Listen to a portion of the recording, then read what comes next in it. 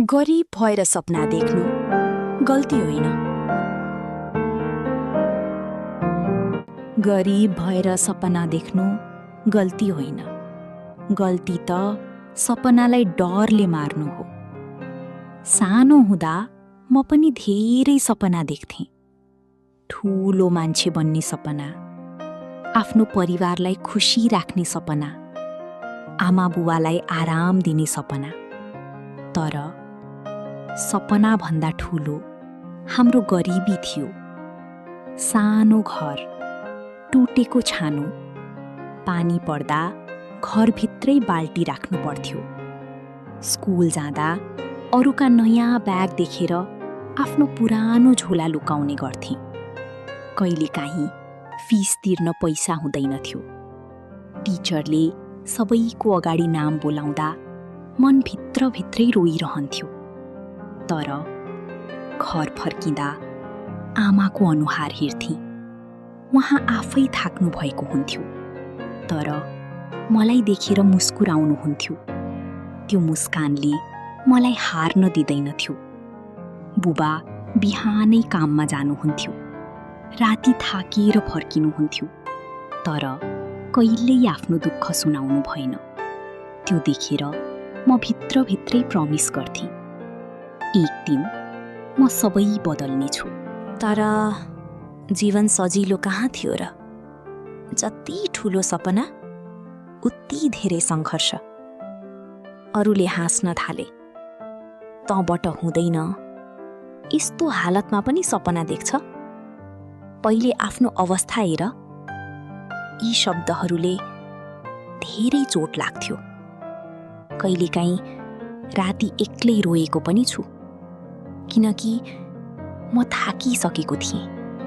जीवनसँग, परिस्थितिसँग, आफ्नै भाग्यसँग। तर हरेक पटक आमाको अनुहार सम्झिन्थेँ, बुबाको पसिना सम्झिन्थेँ र फेरि उठ्थेँ। किनकि यदि म हारेँ भने मेरो सपना मात्र होइन, मेरो परिवारको आशा पनि हार्छ। त्यसपछि मैले बिस्तारै चेन्ज हुन थालेँ। अरूले हाँसी पनि म चुप लागेर काम गर्न थालेँ। सानो प्रोग्रेस भए पनि रोकिएन। दिनमा काम, राति फ्युचरको सोच। कहिलेकाहीँ मोबाइल रिचार्ज गर्ने पैसा पनि हुँदैनथ्यो, तर मनभित्र एउटा आगो थियो, एक दिन पक्कै सफल हुन्छु।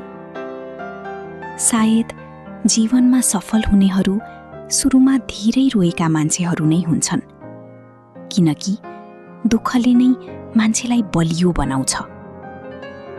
आज पनि सबै कुरा पर्फेक्ट छैन, अझै स्ट्रगल छ, अझै प्रब्लम छ, तर पहिलेको जस्तो हार मानेको छैन, किनकि अब बुझिसकेको छु, सक्सेस एकै दिन आउँदैन, बिस्तारै आउँछ र सङ्घर्ष गर्ने मान्छेको ढिलो भए पनि समय आउँछ।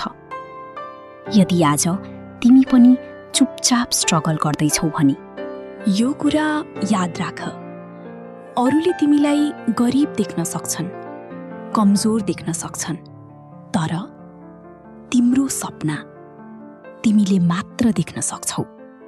त्यसैले अरूको हाँसोले आफ्नो सपना नमार, धीरे भए पनि अघि बढ। सानो स्टेप भए पनि रोकिनुभन्दा राम्रो हो, किनकि एक दिन तिमीले अहिलेको दुःख सम्झेर मुस्कुराउनेछौ र त्यो दिन तिमी आफैलाई भन्नेछौ, हार नमानेको राम्रो भयो।